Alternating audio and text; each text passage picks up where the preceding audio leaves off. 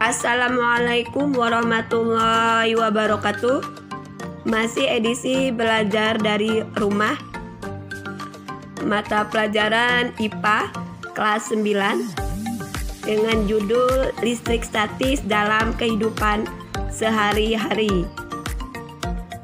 Sebelum memulai, kita melapaskan basmalah terlebih dahulu agar mendapatkan keberkahan dari Allah Subhanahu wa taala. Bismillahirrahmanirrahim. Dan jangan lupa di like dan subscribe, karena subscribe itu gratis.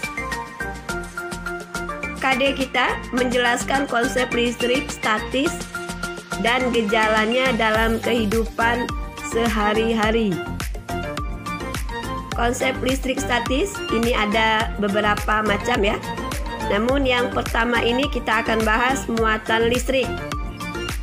Muatan listrik, atom tersusun atas partikel subatom. Jadi atom itu tersusun atas 3 subatom. Yang pertama proton. Proton bermuatan positif, yang ini yang positif bermuatan positif.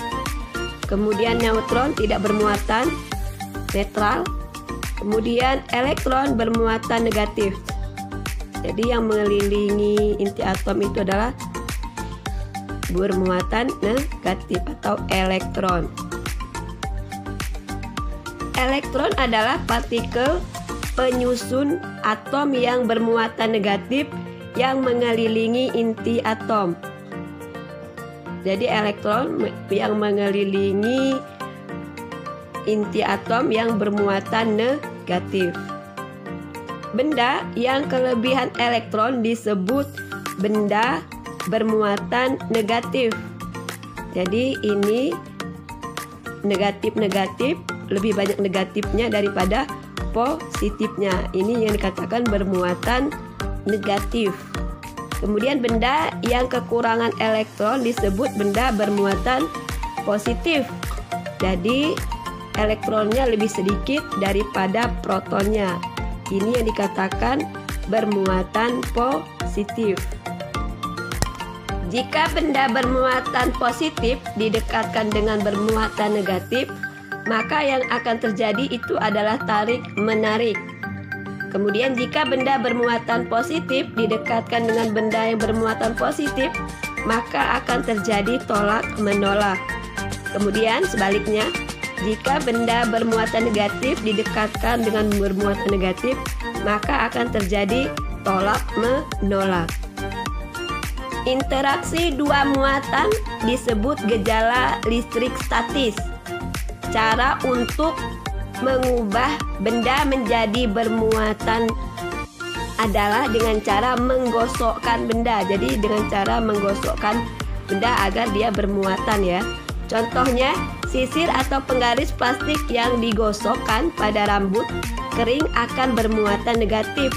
Kenapa? Karena sisir atau penggaris plastik mengalami kelebihan elektron, atau elektron dari rambut berpindah ke sisir atau penggaris plastik. Kemudian lagi, sementara kaca yang digosokkan pada rambut kering akan bermuatan positif karena kaca mengalami kekurangan elektron, atau elektron dari kaca berpindah ke rambut yang kering. Lanjut ke kita hukum Coulomb ya. Ilmuwan Prancis Charles Augustin Coulomb pada tahun 1736 sampai 1806 menyimpulkan interaksi dua benda yang bermuatan. Semakin besar jarak kedua benda yang bermuatan, semakin kecil gaya listrik antara benda tersebut, dan sebaliknya. Semakin besar muatan kedua benda tersebut, semakin besar gaya listrik antara benda. Ini ada rumus mencari gaya F sama dengan K dikali Q1 dikali Q2 per R kuadrat, atau rumusnya K Q per robe. Cara mudah menghafalnya ya. F itu gaya kolom, satuannya Newton. Kemudian K ini sudah ketetapan konstanta 9 kali 10 pangkat 9 Nm kuadrat per C kuadrat. R adalah jarak antara dua muatan, satuannya adalah meter. Kemudian Q, besar muatan listrik benda pertama. Q2, besar muatan listrik benda kedua, satuannya adalah kolom. Kemudian kita akan bahas medan listrik. Medan listrik adalah daerah di sekitar muatan yang dapat menimbulkan gaya listrik terhadap muatan lain. Itu yang katakan medan listrik. Arah garis gaya listrik ke dalam digunakan untuk menunjukkan muatan negatif. Arah garis gaya listrik keluar digunakan untuk menunjukkan muatan positif. Jadi ini ada gambar. Jadi kalau arahnya keluar ini dikatakan positif ya. Kemudian jika jika muatannya berupa negatif, ini arahnya ini akan masuk. Jadi beda, kalau yang positif dia akan keluar arahnya, lihat tanda panahnya ya. Kalau yang negatif dia arahnya akan masuk. Nah di sini ada, kalau dia positif dia akan keluar dia ya, keluar. Kemudian sedangkan pada negatif ini dia arahnya akan masuk seperti ini. Jadi kalau dia positif arah garis gayanya dia akan keluar.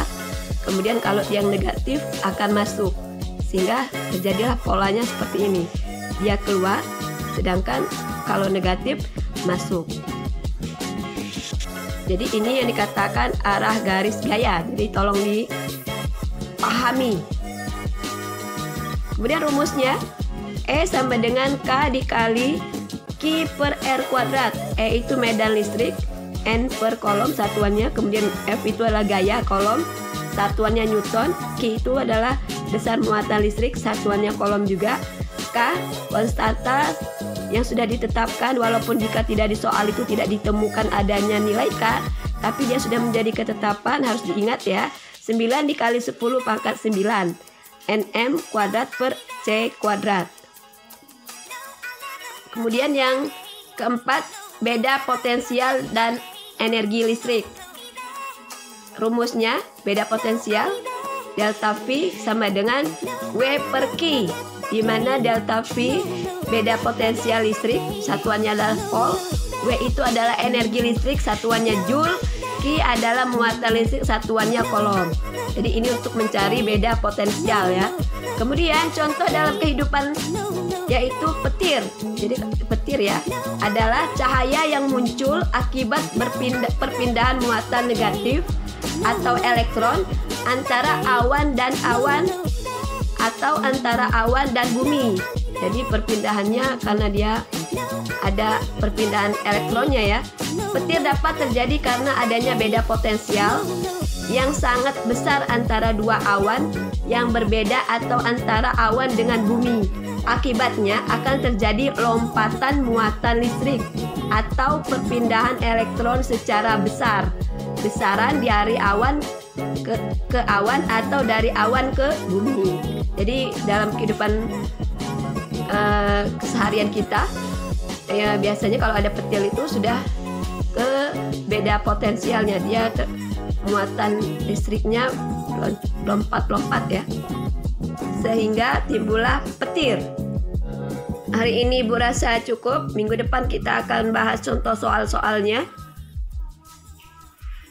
Jangan lupa belajar di rumah dan membantu kedua orang tua.